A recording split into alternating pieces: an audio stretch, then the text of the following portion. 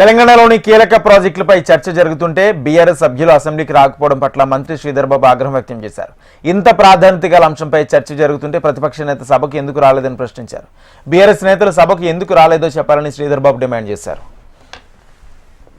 దీంట్లో పాల్పంచుకోవాలని ప్రధాన ప్రతిపక్షమైన టీఆర్ఎస్ పార్టీకి సంబంధించిన మిత్రులు కూడా ఉంటారని ఆశించినాం.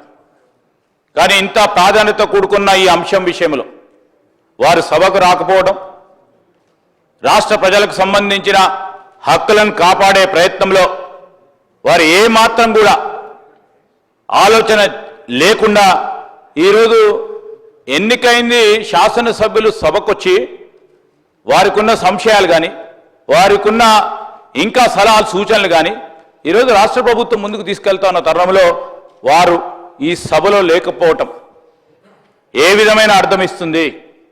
తెలంగాణ రాష్ట్ర ప్రజలకు సంబంధించిన హక్కులు కాపాడటానికి ఈరోజు రాష్ట్ర ప్రభుత్వం ముఖ్యమంత్రి గారి నేతృత్వంలో చేస్తూ ఉన్న ప్రయత్నం, అదేవిధంగా ఇరిగేషన్ శాఖ మంత్రివర్యులు ఈరోజు పవర్ పాయింట్ ప్రజెంటేషన్ ఇచ్చి ముందుకు పోతున్న తరుణంలో వారు తీసుకున్న నిర్ణయం అనాలోచితమైనది.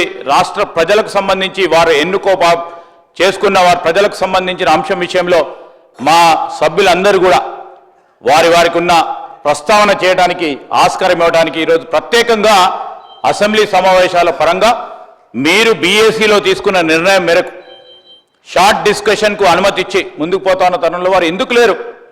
ఎందుకు రాలేదు? ఏ అంశం విషయంలో రాలేదు? ఎందుకు రాలేకపోయినారు? అసెంబ్లీ సమావేశాలంతా అంత చులుకగా ఎందుకు తీసుకుంటా ఉన్నారు? చెప్పాల్సిన బాధ్యత ఈరోజు రాష్ట్ర ప్రజలకు చెప్పాల్సిన బాధ్యత టీఆర్ఎస్ పైన ఉందని మీ ద్వారా